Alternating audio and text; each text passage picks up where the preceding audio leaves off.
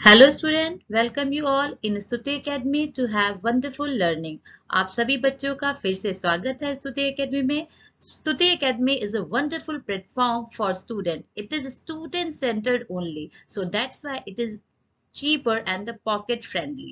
इसमें बहुत ही कम फीस पे बहुत ही अच्छे study materials, lectures and doubt solving sessions available है. So let's hurry and join just now, quickly, fast, move. So let's start our lecture 2 for the lesson Living World.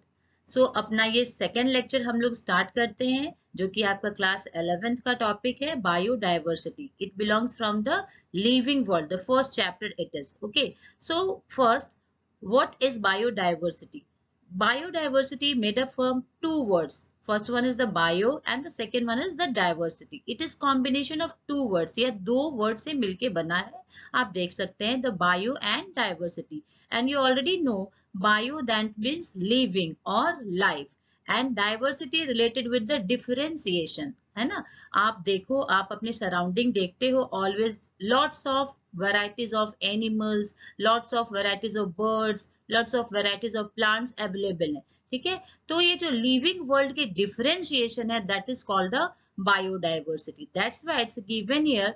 Biodiversity refers to the number of any type of organism present on the earth. Each different kind of organism represents a particular species also.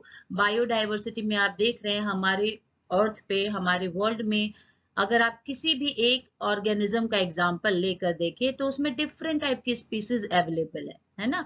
तो यही हमारी biodiversity है. तो first chapter जो कि living world है उसमें हमें क्या पढ़ना है कि हमारी ये जो vast variety range of living organism है, जो हर एक दृष्टिकोण से अगर देखा जाए, हर एक एंगल से ये totally different from each other है. हर एक ऑर्गेनिज्म हर दूसरे ऑर्गेनिज्म से कुछ सिमिलैरिटी, कुछ समानताएं भी रखता है और कुछ असमानताएं और डिससिमिलैरिटीज भी रखता है. सो ये वास्ट वैरायटी ऑफ ऑर्गेनिज्म जो है उसको हम कैसे इजीली स्टडी कर सकते हैं, तो यही हमें इस चैप्टर में, इस लेक्चर में जानना है कि how we are able to study easily this loss of vast variety of animals. So near about 13 to 14 million species present on earth nowadays. अभी तक 13 से 14 लाख जो species present है हमारे अर्थ पर ऐसा बताया गया है, जिनमें से सिर्फ और सिर्फ 13% डिस्कवर्ड हुए हैं. यानी सिर्फ 13% एनिमल्स के बारे में, लिविंग ऑर्गेनिजम्स के बारे में, इट कैन बी प्लांट और it can B animal also, हम लोग जान पाए हैं कि इनके कैरेक्टरिस्टिक फीचर्स क्या है, अदर दूसरे एनिमल से इनकी क्या सिमिलैरिटीज है, इनकी क्या डिससिमिलैरिटी है, इनके हैबिटेट्स क्या है, इनकी ब्रीडिंग हैबिट्स क्या है, etcetera. So near about 13% animals discovered from 13 to 14 million range. इसका मतलब हुआ कि अगर आप 13 और 14 मिलियंस का 13% निकालेंगे mathematically, so you will get 1.7 to 1.8 million. यानी अगर नॉर्मल इंडियन रेंज में बताया जाए तो it can be 17 to 18 lakhs.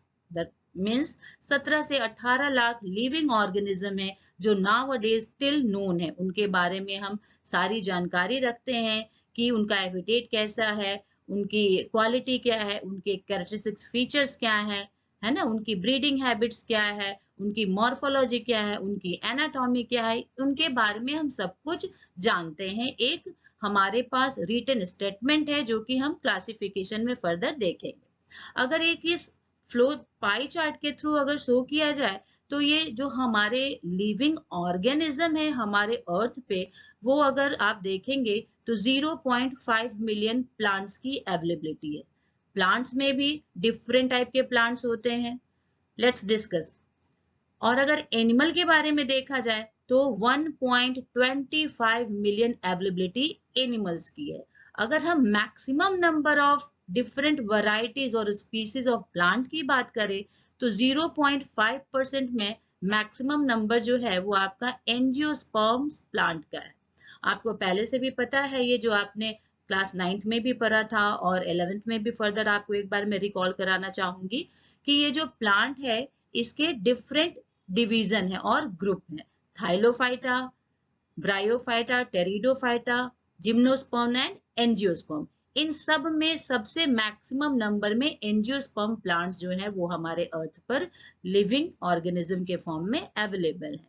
और ये एंजियोस्पर्म नॉर्मली क्या है, they all are the flowering plants. Okay, वैसे प्लांट जिनमें प्लांट के सभी characteristic features, root, stem, leaf, others all are present हो, तो वो आपके एंजियोस्पर्म है। अगर थोड़ा सा प्रिमिटिव इसका डिस्कशन किया जाए, तो अगर थाइलोफाइटा के बारे में मैं आपको बताना चाहूँ, तो ये first primitive group of plant है, यानी इनमें कोई भी वैसे कैरेक्टरिस्टिक फीचर्स अवेलेबल नहीं थे जो कि हम उसे देखकर आइडेंटिफाई कर सके कि this belongs from the plant. They don't have the stem, they don't have the root, they don't have the leaf, they don't have the flower, they don't have the fruit also. So what is the example of that? Thylophyta. Thylophyta का best example है algae. Okay, और आपको पता है algae also called as pollution indicator. जहां भी pollution ज्यादा होता है वहां algae grow नहीं करते. Okay, if we talked about the another one, that is pteridophyta, तो टेरिडोफाइटा में क्या हुआ कि फर्स्ट ऑफ ऑल तो कोई भी कैरेक्टरिस्टिक फीचर अवेलेबल नहीं था थाइलोफाइट्स में। In case of pteridophyta they have some leaf like structure but it is not related with the leaf. अभी आप इस समय में जो लीफ के स्ट्रक्चर देखते हैं वैसा नहीं था। और थाइलोफाइटा भी एक्वेटिक प्लांट था, ओके और सेम एज टेरिडोफाइटा भी एक्वेटिक ही रहा, but some leaf like structure start to begin, है ना। इवोल्यूशनरी हिस्ट्री है ये आपके प्लांट की। Plant having 5 types of group. So if we talk about the bryophyta, अगर ब्रायोफाइटा की बात करें तो bryo that means dwell, like that amphibia, it is also called the amphibian plant. तो इनको एम्फीबिया क्यों कहा गया, क्योंकि ये आपका थर्ड ग्रुप था प्लांट का, प्रिमिटिव ग्रुप। तो इनमें धीरे धीरे करके लीफ और स्टेम लाइक स्ट्रक्चर जो है वो जनरेट होना शुरू हो गए थे, ओके और ये वाटर में भी सरवाइव कर सकता था एज वेल एज ये सॉइल में भी प्रॉपर ग्रो करना स्टार्ट कर चुका था। सो that's why it is called the amphibian plant, okay क्योंकि ये वाटर में भी रह सकता है और सॉइल में भी। तो अब आप खुद अगर कंपेयर करो तो देखो कि स्टेम और लीफ लाइक स्ट्रक्चर जो है वो टेरिडोफाइट्स में जनरेट हो चुके थे। जब यही प्लांट ग्रो होकर के इवोल्यूट होकर के टेरेस्ट्रियल लैंड पर आया तो they need the soil, they need the root to get nutrition from the soil. So इनमें क्या हुआ कि रूट की फॉर्मेशन भी होनी शुरू हो गई, यानी कि टेरिडोफाइट तक प्लांट डिफरेंशिएट होने लगा रूट, स्टेम एंड लीफ में। फिर आया आपका जिम्नोस्पर्म। तो जिम्नोस्पर्म में क्या हुआ कि उसमें रूट हो गया, लीफ हो गया, स्टेम हो गया, है ना। और इनिशिएटिव अदर जो भी ब्रांचेस वगैरह थे ये डेवलप हो गए और इनमें जो है वो फ्लावर भी बर्ड के फॉर्म में जनरेट होना प्रिमिटिवली स्टार्ट हुए थे, बट प्रॉपर फ्लावर नहीं बना था, okay so that's why we can't consider the gymnosperm as flowering plant, okay they have the naked seed, उनकी सीड जो थी वो कवर्ड नहीं हुआ करती थी। तो last the most important that is one the angiosperm plant, okay तो यही जो एंजियोस्पर्म है जो कि फ्लावरिंग प्लांट है, और फ्लावर तो आपको पता ही है कि ये आपका रिप्रोडक्टिव पार्ट होता है किसी भी प्लांट का, है ना। तो जब फ्लावर आया तो फ्रूट भी बना, जब फ्रूट हुआ तो सीड भी बना, यानी कि एक कंप्लीट कैरेक्टरिस्टिक मॉर्फोलॉजिकल फीचर जो है वो आपके एंजियोस्पर्म में अवेलेबल था। सो दिस 0.5 मिलियन रेंज जो आपका है वो सिर्फ प्लांट का है, और इनमें भी एंजियोस्पर्म जो है वो सबसे ज्यादा है, ठीक है। तो आप देख सकते हैं कि अगर आप एक कॉम्परेटिव स्टडी भी करें या थिंकिंग करें तो आप ये बता सकते हैं कि एंजियोस्पर्म ज्यादा क्यों है, because they have the characteristic feature to adopt the different type of environment, they all have the features by which they can survive in different type of environment, है ना। प्लांट बॉडी की जो भी specific morphological features होते हैं, anatomical feature होते हैं, वो अवेलेबल है एंजियोस्पर्म में, जिसकी हेल्प से ये इजिली सरवाइव करता है और अपने प्रोजेनी कंटिन्यू करता है, okay. If you talk about the animals in this range 17 lakh to 18 lakh maximum number क्या है एनिमल अवेलेबल है, जो कि 1.2 1.25 मिलियन तक है इसकी रेंज। एनिमल में भी डिफरेंट टाइप के फाइलम अवेलेबल है, डिफरेंट टाइप के क्लास अवेलेबल है। We will study in our phylogenetic hierarchy also.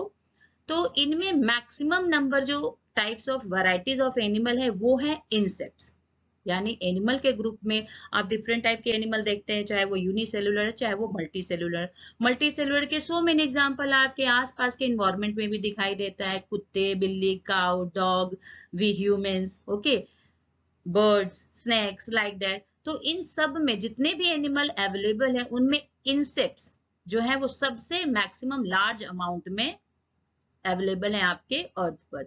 यानी आप कह सकते हैं कि ऑर्थ्रोपोडा जो है वो सबसे बिग फाइलम है, क्योंकि इंसेक्ट्स जितने भी हैं वो ऑर्थ्रोपोडा फाइलम से बिलोंग करते हैं, and it has another class that is insecta. We will study in our hierarchy also. So ये जो large amount of organism available हैं, नियर अबाउट 17 से 18 लाख के जो लिविंग ऑर्गेनिज्म है, इनको इजीली इनके बारे में जान पाना संभव नहीं है, बिल्कुल ही असंभव है किसी के भी लिए, है ना। अगर आप सपोज करो कि अगर आप एक एक ऑर्गेनिज्म के बारे में जानने की कोशिश करो वन बाय वन, तो किसी की लाइफ नहीं बचेगी और ऑर्गेनिज्म कभी फिनिश्ड नहीं होने वाले हैं। तो हमारे बायोलॉजिस्ट ने क्या किया कि एंशिएंट बायोलॉजिस्ट ने इस पे वर्क करना शुरू किया, थिंक आउट करना शुरू किया। तो उन्होंने सारे ऑर्गेनिज्म को उनकी समानता और असमानता के अकॉर्डिंग, सिमिलैरिटी एंड डिससिमिलैरिटी के अकॉर्डिंग डिफरेंट ग्रुप्स में डिवाइड करना शुरू किया। जैसे आप सिंपल एग्जांपल ले सकते हो, कैसे आपके स्कूल में होता है ना। स्कूल में बहुत सारे स्टूडेंट होते हैं, तो सबसे पहले एक एज क्राइटेरिया है कि जो भी 14 साल के बच्चे होंगे, 14 ईयर के होंगे, वो 9th के स्टूडेंट बनेंगे। जो 15-16 के रेंज में है वो 10th में होंगे। सेम एज अगर स्टूडेंट की संख्या एक क्लास में बढ़ते जाती है तो they will provide the section also. तो क्लासेस को सेक्शन में डिवाइड कर दिया जाता है। तो क्यों ऐसे किया जाता है? क्योंकि वो इजी टू कैरी ऑन हो सके, बच्चों की पढ़ाई अच्छे से हो सके, उनकी आइडेंटिफिकेशन अच्छे से हो सके, उनको सारी सुविधाएं मिले, उनके बारे में जो भी आपके डिटेल्स हैं वो इजिली समझ सके, कैरी ऑन हो सके, है ना। तो same as biologist work for this vast range of variety. आपको पता ही है कि इतने large amount of variety of living organism को स्टडी करना इम्पॉसिबल वर्क है। ओके, सो उन्होंने ग्रुप में डिवाइड किया, और ये ग्रुप में डिवाइड किया तो इसके लिए टू टर्म्स यूज किए गए। So it is given here, we can use two terms for grouping of living organism. What these two terms? The first one is taxonomy, okay, and the another one is systematic. So first of all we will talk about the taxonomic. Okay, what it is? Actually the word taxonomy made up of two words. The first one is taxic, which comes from the Greek, and the second one is nomos. It is also a Greek word, है ना। ये जो आपकी taxonomy है, इसकी meaning जो है वो टैक्सिक्स एंड नोमस में डिवाइडेड है। Taxis that means arrangement in English, and nomos that mean norms, rules या लॉज कहो आप, है ना। अब यहाँ मैंने बताया है कि टैक्सिक is a Greek word. Everywhere आप देखेंगे कि साइंस में कहीं भी आपको जो भी टर्मिनोलॉजी होते हैं वो या तो ग्रीक में मिलेगा या फिर लैटिन में मिलेगा। ऐसा क्यों है आखिर, है ना। तो ग्रीक और लैटिन ये जो दोनों ही लैंग्वेज होते हैं वो डेड लैंग्वेज कहे जाते हैं। Dead that means no one is going to modify in this language. तो पूरे वर्ल्ड में चाहे आप यहाँ पढ़ाई करो, चाहे किसी और शहर में पढ़ाई करो, किसी देश में पढ़ाई करो, everywhere the meaning is always same. Okay, क्योंकि इसमें कोई भी मॉडिफिकेशन नहीं होने वाला है। अदरवाइज हर एक ऑर्गेनिज्म के, हर एक प्लांट के, एनिमल्स के कुछ ना कुछ लोकल नेम होते हैं। अगर आप शहर बदलोगे, जगह बदलोगे तो कंफ्यूज हो जाओगे। सो दैट्स व्हाई साइंटिस्ट ने क्या किया कि एक ऐसी लैंग्वेज को एडेप्ट किया फॉर द साइंटिफिक टर्म जो whole round of the world जो है सेम ही रहे, कभी भी चेंज ना हो। So that's why it is dead language called as. Okay, so taxonomy made up of two word, taxis which means arrangement यानी कि ग्रुपिंग, अरेंज करना, and nomos which means norms और रूल्स और लॉज, है ना। यानी कि एनिमल्स की ग्रुपिंग की गई सम रूल्स को, सम नॉर्म्स को फॉलो करते हुए, जो कि हमारे एंशिएंट बायोलॉजिस्ट ने स्टेबल किया था। According to it. हम लोग डिस्कस करेंगे फर्दर इसके बारे में। So father of taxonomy is Carolus Linnaeus. Father of taxonomy कौन है? Carolus Linnaeus. But the term given by A.P.D. Candolle. This is very important question. It's also can come in NEET. Yes ना? Term given by A.P.D. Candolle. ज्यादातर student जो है सिर्फ Linnaeus को जानते हैं बायोडाइवर्सिटी के केस में, बट ये आपको ध्यान रखना है कि फादर ऑफ टैक्सोनॉमी तो कैरोलस लिनियस थे, है ना। उन्होंने एनिमल्स को, उन्होंने लिविंग ऑर्गेनिज्म को ग्रुप में डिवाइड करने की शुरुआत की, है ना। लेकिन ये जो वर्ड है, ये जो टर्म है टैक्सोनॉमी, ये गिवन है A.P.D. कैंडोले के थ्रू। This is the another one scientist. Okay, so आप अब क्या कर सकते हैं भाई, तो इस टैक्सोनॉमी को खुद से डिस्क्राइब कर सकते हैं। What is taxonomy? तो taxis means arrangement and nomos means by the rule. So we can say the taxonomy is branch of biology which deals with the laws of arrangement to group the animals। यानी taxonomy में कुछ वैसे rules बताए गए हैं, कुछ वैसे steps बताए गए हैं जिनको फॉलो करते हुए हम इस vast range of living organism को इजीली ग्रुप्ड कर सकते हैं, जो कि फिर जब ये डिवाइड हो जाएंगे तो इजी होगा स्टडी करने में, है ना। So let's take a view. Study of taxonomy can be continued in following steps. ये जो टैक्सोनॉमी है उनके लिए क्या क्या रूल बनाए गए जिनको फॉलो करते हुए साइंटिस्ट ने इस बड़े से large amount of living organism को, लिविंग वर्ल्ड को ग्रुप कर दिया। Okay, so these steps are, first one is the characterization, second one identification, third is nomenclature and fourth one is classification. अब आप इस स्टेप्स को इस कोड के थ्रू याद रख सकते हैं, CINC। So first discuss about characterization. ये कैरेक्टराइजेशन क्या होता है? किसी भी ऑर्गेनिज्म को, है ना, आप उस हर एक ऑर्गेनिज्म के कुछ कैरेक्टर होते हैं जो कि आप इजिली डिटेक्ट कर सकते हैं, है ना। जैसे अगर हम लोग बात करें कि रेप्टाइल्स की, तो रेप्टाइल्स के कुछ कैरेक्टरिस्टिक्स फीचर हैं। हर एक रेप्टाइल्स उसको फॉलो करता है, उसके अकॉर्डिंग उसकी लिवलीहुड है। अगर आप बर्ड की बात करें तो बर्ड के भी कुछ कैरेक्टरिस्टिक फीचर्स है। They all have the light body weight, they all have the wings, they can fly, they have the streamline body like that. Okay, तो कुछ ना कुछ हर एक ऑर्गेनिज्म के कैरेक्टर्स होते हैं, कैरेक्टरिस्टिक फीचर होते हैं जो हम इजिली देख कर भी उनको आइडेंटिफाई कर सकते हैं, है ना। तो इट इज द कैरेक्टराइजेशन। तो इजिली किसी भी लिविंग ऑर्गेनिज्म को देख करके जो उनके फीचर्स दिखाई देते हैं मॉर्फोलॉजिकली, उनके थ्रू जो आइडेंटिफिकेशन करने की जो आपकी एबिलिटी है, प्रोसेस है, that is considered as characterization. तो फर्स्ट ऑफ ऑल हम क्या करेंगे, जब हमें ग्रुप करना होगा ऑर्गेनिज्म को, तो जो एक कैरेक्टर है हर एक ऑर्गेनिज्म का, उसको देखेंगे, उसके अकॉर्डिंग उसको शॉर्ट आउट करना शुरू करेंगे, है ना। Same as identification. अब जब हमने कैरेक्टर के थ्रू इसको जान लिया कि हाँ ये बर्ड का कैरेक्टर है, ये रेप्टाइल का कैरेक्टर है, ओके, तो फिर हमने उसको आइडेंटिफाई कर लिया कि it is belongs from the Aves, it is belongs from the reptile. तो आइडेंटिफाई करने के बाद अब हम क्या करते हैं कि उस पर्टिकुलर ऑर्गेनिज्म का नॉमिनिक्लेचर, यानी जो जो कैरेक्टर हैं उसके अकॉर्डिंग जो साइंटिस्ट ने रूल्स बनाए हैं उसके अकॉर्डिंग उनके नेम्स प्रोवाइड किए जाते हैं। ये नोमेनक्लेचर क्या है? तो बाइनोमियल नोमेनक्लेचर, जो कि फर्दर हम लोग पर्टिकुलर एक प्रॉपर टॉपिक में पढ़ेंगे उसे, है ना।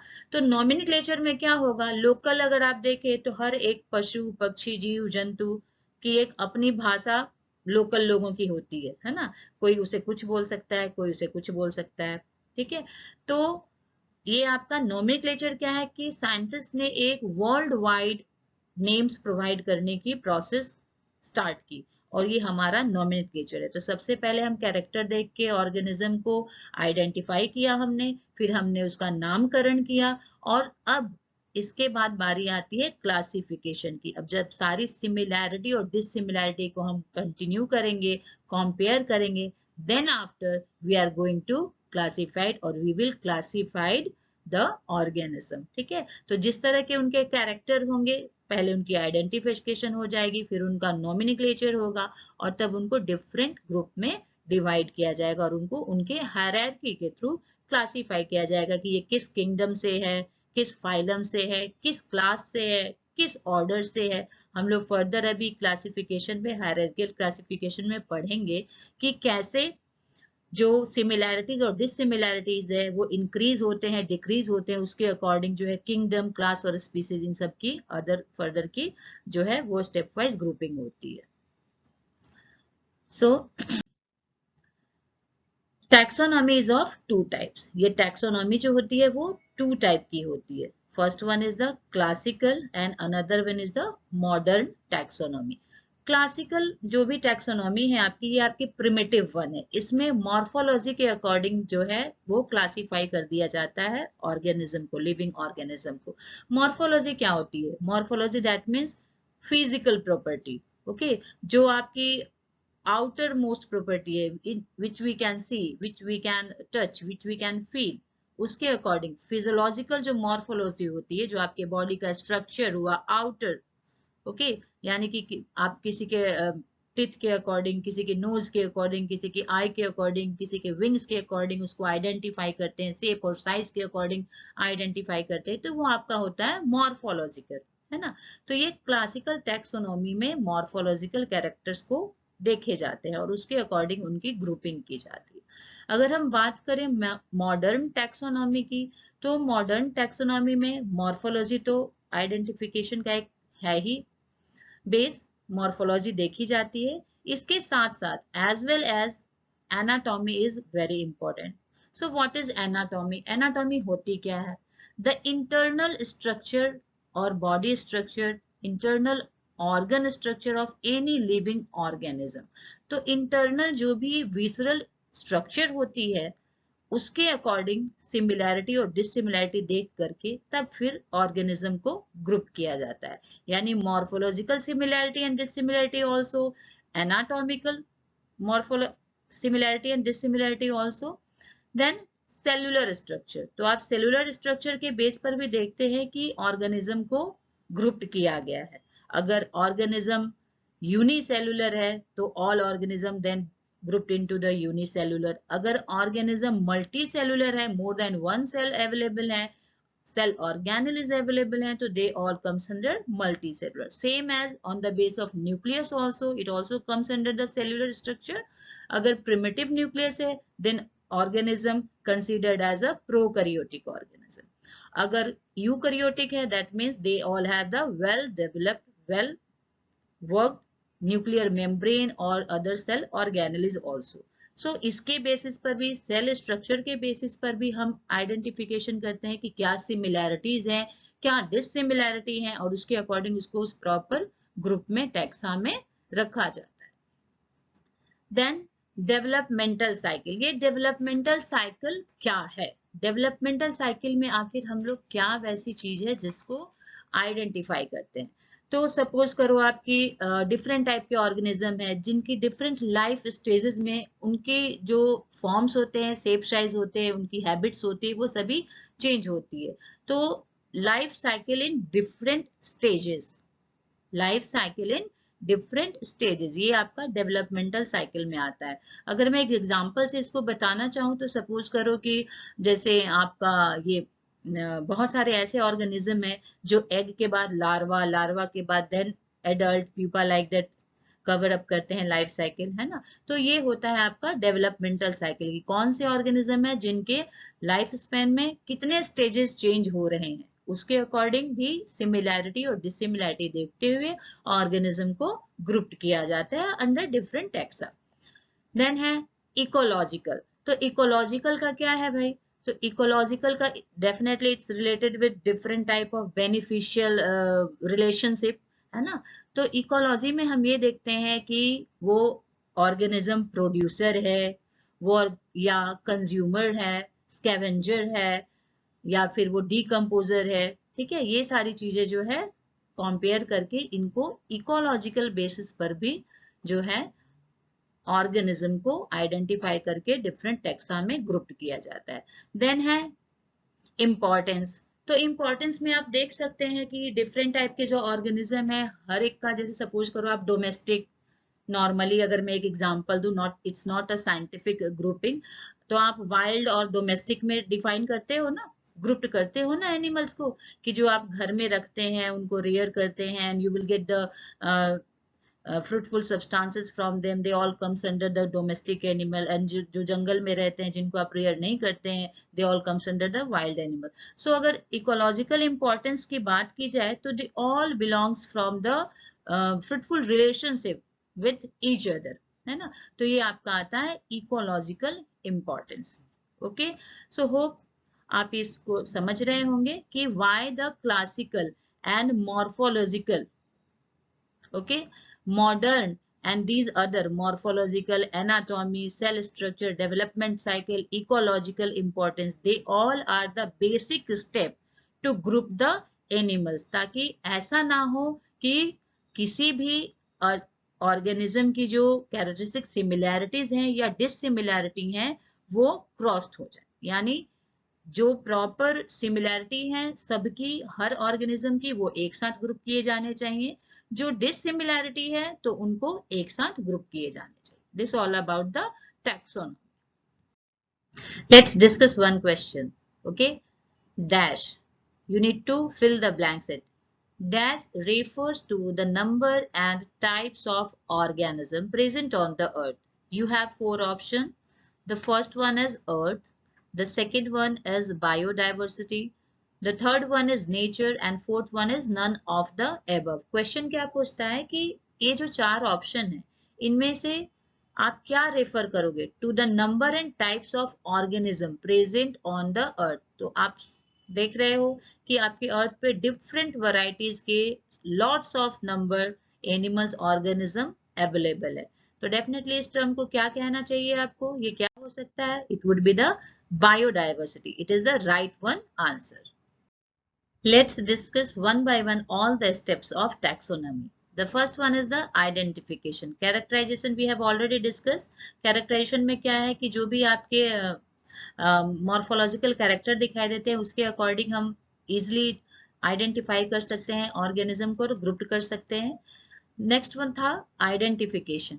Identification is to determine the correct place of an organism in a previously established plan of classification, है ना, यानी पहले से जो आपका एक प्लान है, एक जो आप ब्लॉक्स बना रखते हो, एक हायरार्की बना रखते हो, ट्री बना के रखते हो, उसमें आइडेंटिफिकेशन के अकॉर्डिंग हम अपने ऑर्गेनिज्म को क्या करते हैं? क्लासिफाई करना शुरू करते हैं into different taxon, into different groups. Okay, the characteristics feature of various part of an organism are compared with those of the already known species to determine their similarities and differences and to assign it to a particular group. इसका क्या कहना है कि जो आपकी characteristics features होते हैं various parts of organism के, तो जो ऑलरेडी पहले से नोन ऑर्गेनिज्म है उससे हम कंपेयर करते हैं फर्स्ट ऑफ ऑल आइडेंटिफिकेशन करने के बाद, है ना. यानी आइडेंटिफिकेशन कैसे होती है, ये प्रोसेस कैसे गो थ्रू होता है? सपोज कीजिए कि आपको कोई इंसेक्ट मिला, है ना, तो आप देखोगे, कंपेयर करना शुरू करोगे कि इसके पास क्या पेयर ऑफ विंग्स है, क्या इसके पास 3 पेयर्स ऑफ लेग्स हैं, इट इज हेक्सापोडा, इसके 6 लेग्स हैं, क्या इसकी प्रोबोसिस है ना. तो ये कुछ सिमिलैरिटीज होंगी. क्या ये एग ले करता है या वीवी पेरिस है?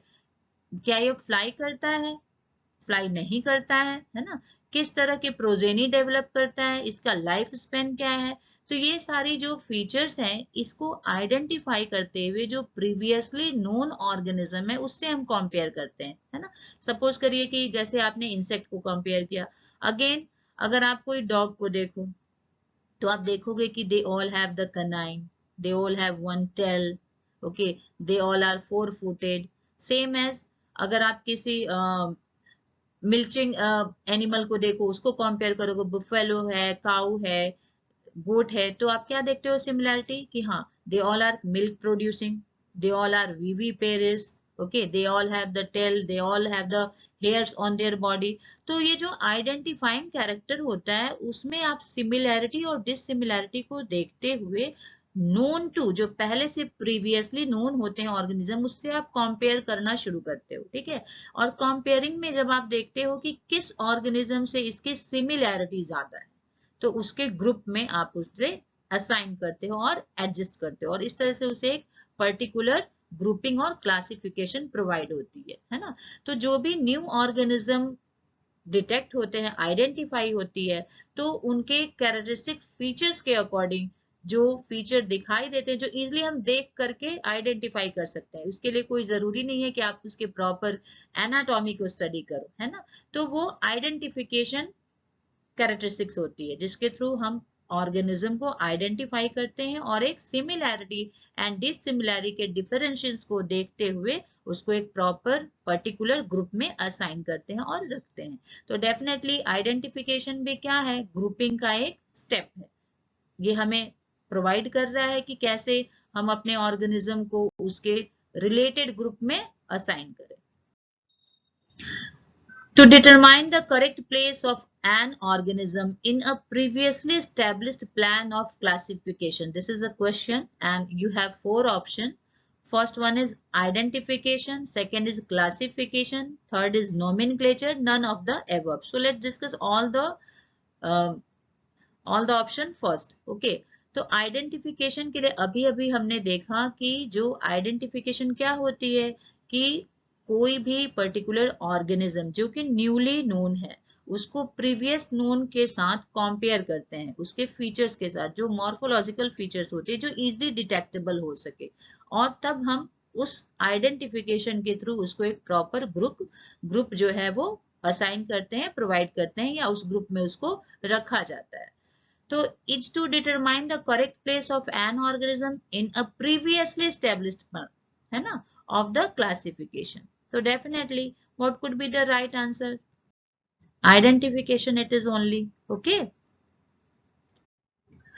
Now the third step is classification. The first one was the characterization, second one is the identification, we have discussed already in previous slides, and the third one is the classification. So what is classification? Definitely, it is impossible to study all the living organism. Okay, so इतने vast variety range of living organism को study करना impossible था। So that's why हमारे scientist ने क्या किया, उनको group करना शुरू किया, छोटे छोटे ग्रुप्स में डिवाइड करना शुरू कर दिया। तो ये आपका जो टैक्सोनॉमिकल हायरार्की है, जो डिवीजन है, जो ग्रुपिंग है ऑर्गेनिज्म की, it is called the classification, and classification makes possible the scientific study of such a wide variety of organism। और इसी क्लासिफिकेशन की वजह से आज हम इजिली इतने vast variety range of organism के कैरेक्टरिस्टिक्स फीचर्स को जान सकते हैं, समझ सकते हैं, और उनके बारे में हम जानकारी रखते हैं, जो कि हमारे स्टडी पॉइंट ऑफ व्यू से भी काफी, और डाइवर्सिटी को जानने के लिए भी, एक एंथुजियाज्म के लिए भी ये हमारा बहुत ही इंपॉर्टेंट है। Organism are grouped into categories called taxa. जो ऑर्गेनिज्म है वो कैटेगरी में डिवाइड होते हैं, और इसी ग्रुपिंग को, इसी कैरेक्टराइजेशन को हम कहते हैं taxa, and representatives from each taxon is studied. और डेफिनेटली जो जितने भी हमारे टैक्सॉन और ग्रुप्ड ऑफ क्लासिफाइड एनिमल्स हैं, ऑर्गेनिज्म हैं, वो इजिली स्टडी किए जा सकते हैं उनके particular characteristic feature, similarity and dissimilarity के अकॉर्डिंग। सो अगर कहा जाए कि व्हाट इज टैक्सॉन, तो टैक्सॉन है क्या, a group of organism. What is taxon, a group of organism occupying a particular category, है ना। ये टैक्सॉन क्या होता है, तो ग्रुप ऑफ ऑर्गेनिज्म है जो उनके कैरेक्टर के अकॉर्डिंग आइडेंटिफिकेशन हुई है और फिर उनको ग्रुप में डिवाइड किया गया, it is called the taxon, and the plural one is taxa.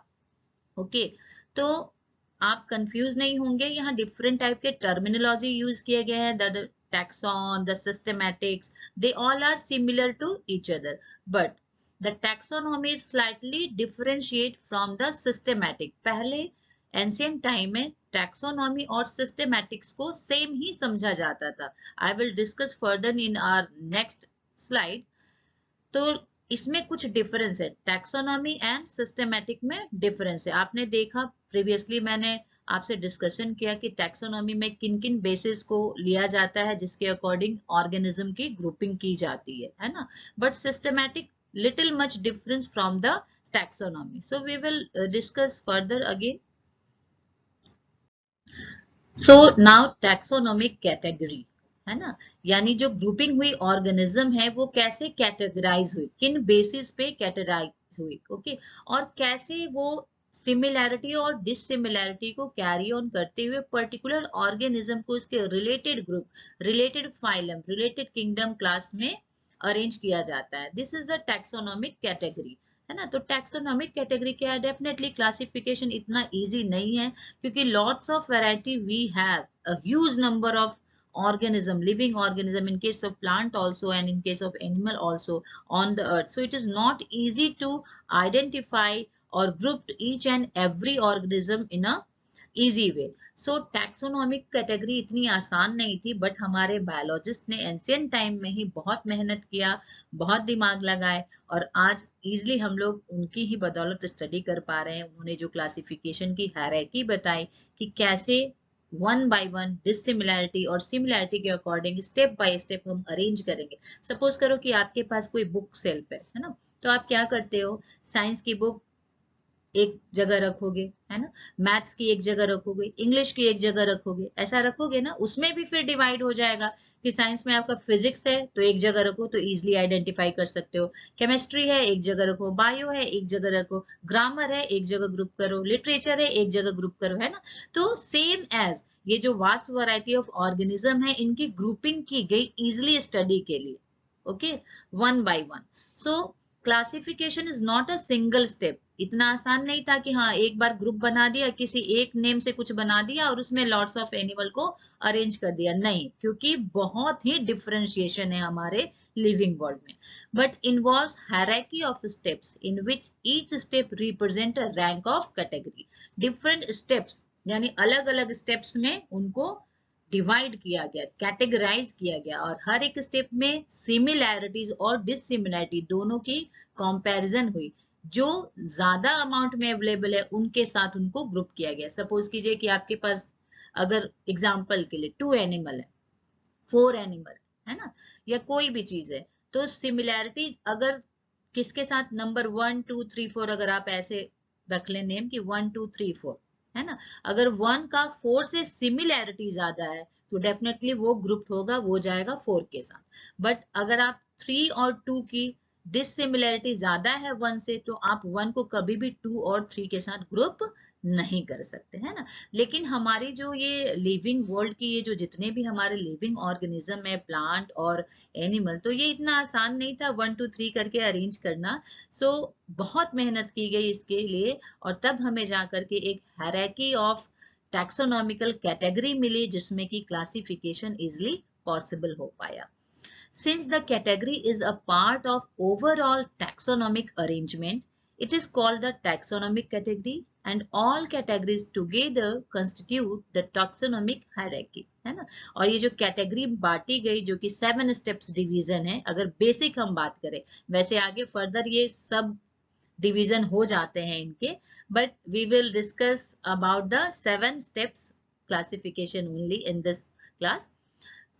तो ये क्या है, एक टैक्सोनॉमिक हायरार्की मिलती है. डिफरेंट कैटेगरी जब एक साथ होते हैं तो एक हायरार्की, एक ट्री लाइक स्ट्रक्चर मिलता है ना, कि कैसे वो अरेंज हो रहे हैं step by step, one by one. Each category referred to as a unit of classification. हर एक जो कैटेगरी है, हर एक जो ग्रुप है, हर एक जो टैक्सा है, वो एक क्लासिफिकेशन की यूनिट है, यानी कि उसके बेस पर lots of millions thousands animals organism उनके बेस पर कैटेगराइज किए गए. In fact represents a rank and is commonly termed as taxon. और इसको ही क्या बताया गया, टैक्सॉन, जो कि मैं पहले प्रीवियस स्लाइड में भी बता चुकी हूं कि what is the taxon, a group of organism occupying a particular category.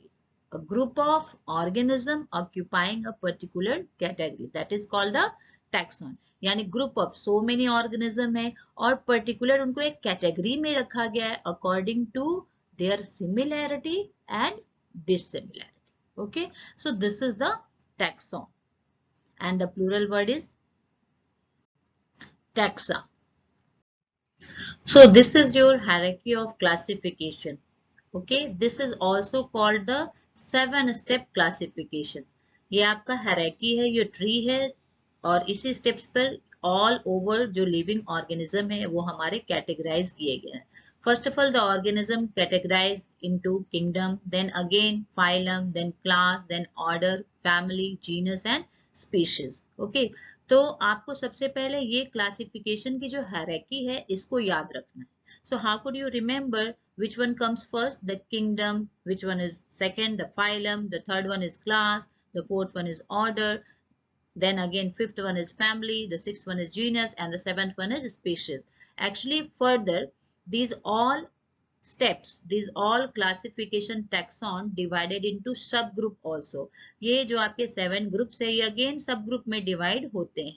But in this session we will discuss about this 7 only, or when we discuss in PYQs then I will discuss with you some questions which can be related with the subgroup also. Okay, तो सबसे पहली बात यहाँ ये आती है कि इस हायरार्की ऑफ क्लासिफिकेशन को आप याद कैसे रखोगे कि कौन कौन से ग्रुप हैं, कौन कौन से टेक्सॉन है जिनमें की क्लासिफाई किया गया है लिविंग ऑर्गेनिज्म को. तो एक मैं ट्रिक बताती हूँ आपको, आप ये याद रखना, कीप पॉन्ड क्लीन और fish get sick. Keep pond clean और फिश गेट सिक, है ना. Keep that means it's started with the K, kingdom also with K. Pond, keep pond. Pond related with P, first letter is P, so phylum related with P. Clean, C is the first word and same as clean having also the first word C. Or, so you can say the order related with the or. Or fish, F-I-S is the first letter is the F and family also having the first letter F. G, forget, and sick, its first letter is S. So you can learn this or you can remember this all hierarchy easily. Okay, so let's discuss about these one by one. ये kingdom, phylum, class, order, family, genus and species ये क्या है? ये groups हैं, है ना, categories हैं.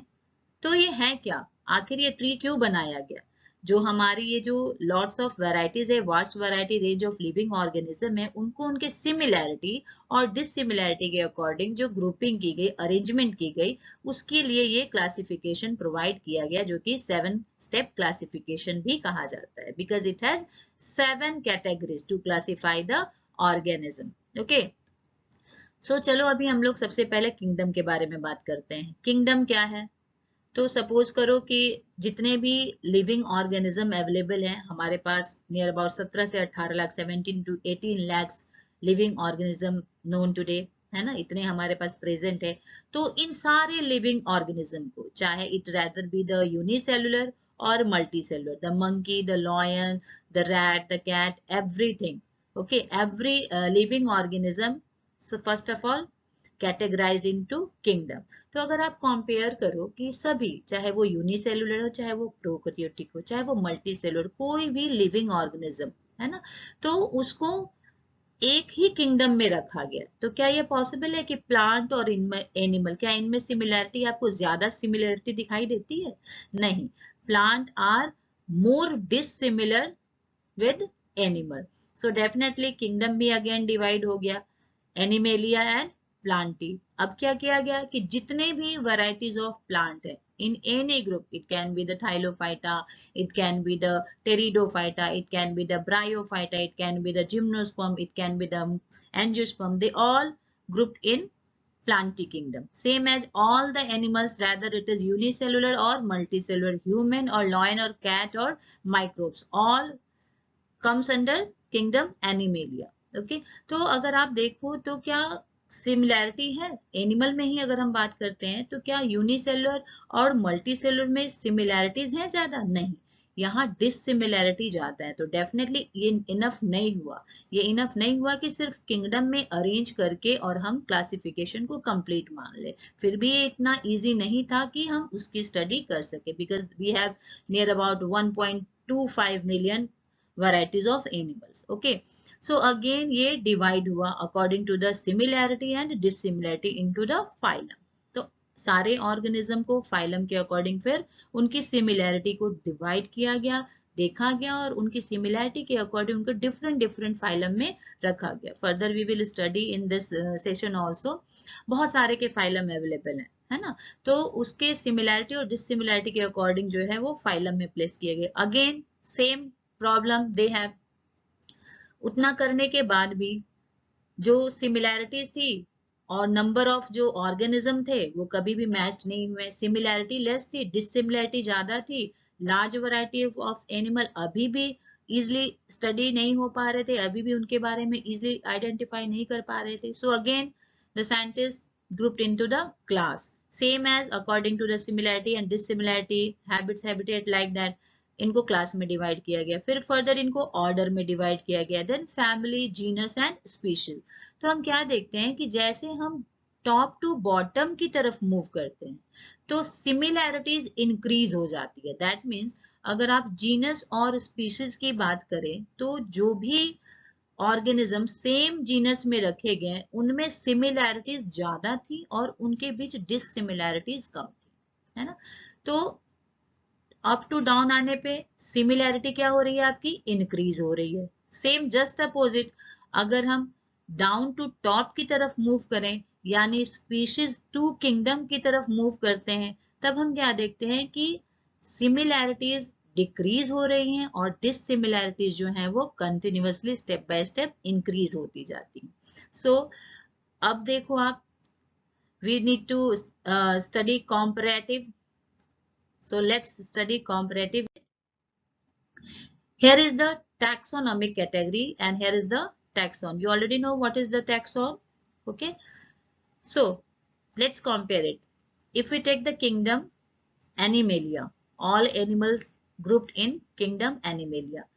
Then phylum. There is a phylum and division also. Division always uses in case of plant. When we go to describe the plant, then we तब हम लोग कहेंगे कि ये फाइलम नहीं, ये डिवीजन है। Division this one like that. Okay, so phylum Chordata, सभी एनिमल्स को देखा गया कि उनमें सिमिलैरिटी और डिससिमिलैरिटी क्या है। तो मैं आपको समझाती हूँ इस टैक्सॉन को। सारे एनिमल्स ग्रुप्ड किए गए एनिमेलिया में, चाहे वो यूनिसेलुलर हो, चाहे वो मल्टी सेलुलर, चाहे वो ह्यूमन हो, माइक्रोब्स हो, काऊ हो, डॉग हो, कोई भी हो। ठीक है, अब देखा गया कि इस एनिमेलिया में किन किन में क्या सिमिलैरिटीज है। तो कुछ वैसे ऑर्गेनिज्म, कुछ वैसे एनिमल थे जिनमें एक सिमिलैरिटी पाई गई। वो क्या था भाई, तो कॉर्ड की सिमिलैरिटी, है ना। ये कॉर्ड क्या है, तो एक rod like, string like structure उनके बॉडी में पाया गया। वो सभी ऑर्गेनिज्म जिनकी बॉडी में वो स्ट्रिंग लाइक, वो कॉर्ड लाइक स्ट्रक्चर अवेलेबल थे, दे ऑल ग्रुप्ड अंडर कॉर्डेटा, दे all grouped under phylum Chordata, है ना। तो कॉर्डेटा भी अगेन 3 सब फाइलम में डिवाइडेड है, the urochordata, the cephalochordata and the vertebrate. Urochordata, urochordata that means the word uro, uro means tail. वैसे organism जिनके tail region में, ये प्रिमिटिव आपके कॉर्डेट्स थे, उनके टेल रीजन में जो है वो cord like, string like structure available था। So it called as urochordata, like that petromyzon. This is the example of the Urochordata. Then evolutionary, again Urochordata के बाद Cephalochordata है ना। तो cephalic that means होता है head, यानी वैसे organism जिनके head region में भी cord like, string like structure available थे, यानी ये string evolutionary continue available हो रहे थे lots of various types of organism में। Again vertebrata में divide हुआ, तो ये वैसे ऑर्गेनिज्म में थे जिनमें प्रॉपर जो ट्रंक रीजन में भी ये कॉर्ड लाइक स्ट्रक्चर अवेलेबल था एज अ वर्टिब्रल कॉलम के फॉर्म में। नाउअडेज वी ऑल हैव, ये जो हमारी रीढ़ की हड्डी होती है that is the vertebral column. Okay, so that's why all that organism which have the chord like structure in their life history, in their body, they all grouped into the phylum chordata. Okay, अब देखो animalia में सब थे, अब एक feature के according जो कि एक कॉर्ड लाइक स्ट्रक्चर था, उसके बेस पर बहुत सारे ऑर्गेनिज्म जो है वो कॉर्डेटा में रखे गए और जिनमें ऐसा नहीं था उनको इस कॉर्डेटा फाइलम से बाहर रखा गया, अदर फाइलम में रखा गया। Okay, we will study in class 11 in classification chapter also. Okay, then again chord like structure तो सेम था, बट उन ऑर्गेनिज्म में भी बहुत सारे डिफरेंशिएशन थी. सिमिलैरिटीज तो दिख गया कि कॉर्ड लाइक स्ट्रक्चर है, बट उसमें डिसिमिलैरिटी भी बहुत ज्यादा थी. So again scientist need to classify these organism into different groups, यानी जो कॉर्डेटा में जो भी ऑर्गेनिज्म रखे गए थे उनको अगेन डिफरेंट स्मॉलर ग्रुप में डिवाइड करने की रिक्वायरमेंट हुई. So again the scientist divided into class. Okay, and the class is Mammalia. तो अगर आप मैमल के कैरेक्टरिस्टिक फीचर के बारे में देखें तो वो कौन से ऐसे कैरेक्टर हैं जिनके बेस पर कुछ ऑर्गेनिज्म को मैमेलिया में रखा गया होगा. तो definitely mammal have some peculiar feature. They have the mammary gland. All mammal bear the mammary gland to feed their young ones. Okay, male and female both have the mammary gland, but what is the difference between both mammary gland? Female mammary gland is functional. They are able to produce the milk to nourish their young ones, है ना. But in case of male it is rudimentary. ये functional नहीं होता, but mammary gland सब में present होता है if the organism belongs from Mammalia class, है ना. तो मैमल में जैसे ह्यूमन भी आपका मैमल में आया, we all have the mammary gland, we all have the hairs on the body surface. ये भी एक पिकुलियर कैरेक्टरिस्टिक फीचर्स था कि बॉडी के सरफेस पे हेयर्स अवेलेबल होंगे. Okay, we all produce our young ones. और जो भी मैमल्स थे वो यंग वंस अपने बेबी बर्थ करते थे rather than the egg laying. Okay, but यहाँ भी कुछ एक्सेप्शंस थे, जैसे echidna anteater like that, they are the egg laying mammals. Okay, but we no need to talk about that, so इसकी कोई चर्चा हम लोग नहीं करेंगे. सेम एज अब आप देखो तो जिस भी ऑर्गेनिज्म में ये सारी सिमिलैरिटीज अवेलेबल थी, they all considered as mammalia. Okay, so उनको उन सभी ऑर्गेनिज्म को क्लास मैमेलिया में रखा गया. अब देखो मैमल में भी बहुत सारे हुए. Well, blue whale also comes under mammal, cow also comes under mammal, lion also comes under mammal, human beings also comes under mammal, like that. तो अब आप देखो इन ऑर्गेनिज्म में भी बहुत सारे डिसिमिलैरिटी हुई और सिमिलैरिटीज तो लिटिल मची दिखाई दे रही हैं, some 2 4 5 6 features like that. Okay, so again they need to divide into order. तो अगेन इन मैमल्स ग्रुप के एनिमल्स में भी डिवीजन किया गया और according to the similarity and dissimilarity उनको डिफरेंट ग्रुप्स में अगेन डिवाइड किया गया. तो ये सिमिलैरिटी और डिसिमिलैरिटी क्या हुआ, तो दो ग्रुप में यहाँ डिवीजन हुई. जैसे यहाँ लिखा है कि Primata, it is the order, it related with the human taxonomy actually, so that's why. But Primata भी जो है वो दो में आपका, यानी मैमेलियंस जो भी ऑर्गेनिज्म थे, again according to their similarity and dissimilarity divided into two different groups, that is the non primates and the primates. Okay, तो इनमें क्या देखा गया जिसकी वजह से इनको दो में डिवाइड किया गया, the non primates and primates. तो प्राइमेट्स के इनकी जो रिप्रोडक्टिव हैबिट्स थी, इनकी जो ब्रीडिंग हैबिट्स थी, उसके अकॉर्डिंग इनको प्राइमेटा और नॉन प्राइमेटा में डिवाइड किया गया. तो आप ब्रीडिंग हैबिट्स में देखोगे तो जितने भी प्राइमेट्स हैं, like that monkey, apps, chimpanzee and human being also, they all female have the menstrual cycle, okay, for their breeding, and they are not seasonal breeders, they are continuous breeder. और अगर आप non primates की बात करें तो they all are seasonal breeders and they have the ostrich cycles. Okay, तो ये आप फर्दर पढ़ोगे, बट यहाँ भी मैं थोड़ा बहुत डिस्कस करना चाहती हूँ जिससे कि ये क्लियर हो सके कि why the mammals start to divide again the primata and another one, that is the non-primate. Okay, तो according to their breeding habits they are divided into different group, है ना. सेम एज अब इतना करने के बाद भी जो प्राइमेट्स थे उनमें भी अभी भी बहुत सारे डिफरेंशिएशन देखे गए. डेफिनेटली आप एप्स की बात करो, आप चिंपैंजी की बात करो, ठीक है, लेमर्स की बात करो, और ह्यूमन, हम भी मैमेलिया क्लास से ही बिलोंग करते हैं, प्राइमेटा से ही बिलोंग करते हैं. तो definitely we all have lots of differentiation. Okay, you can't say human just similar with other all mammals or primates. So that's why scientists need to divide it again as a family. Okay, and the family is hominidae. The family is hominidae. It is the hierarchical classification of Homo sapiens, यानी कि आपके human being का ये hierarchical classification है ना। तो Hominidae में divide किया गया। ओके, सो आपको पता ही, अगर फैमिली वर्ड से ही समझ में आता है, आपके भी फैमिली मेंबर में जो भी हैं तो उनमें सिमिलैरिटीज ज्यादा होती है। We all have our siblings, we all have our cousins, we all have our nana ji, tau ji, like that. So they all belongs from same family, so definitely we all have lots of similarity rather than the dissimilarity, है ना। तो हमें similarity ज्यादा है और genetic variation की वजह से डिसिमिलैरिटी बहुत कम, जो कि मॉर्फोलॉजिकली होती है ना।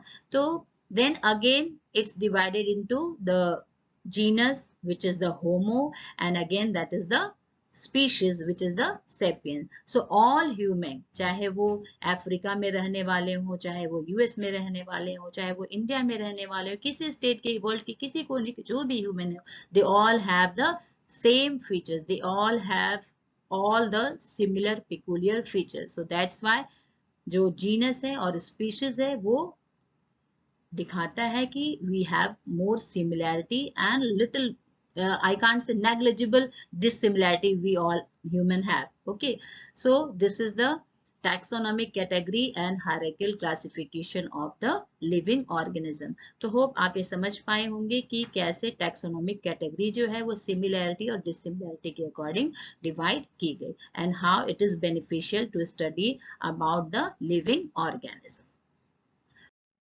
Hope you have enjoyed this session and आपको बहुत कुछ सीखने को मिला होगा इस क्लास में।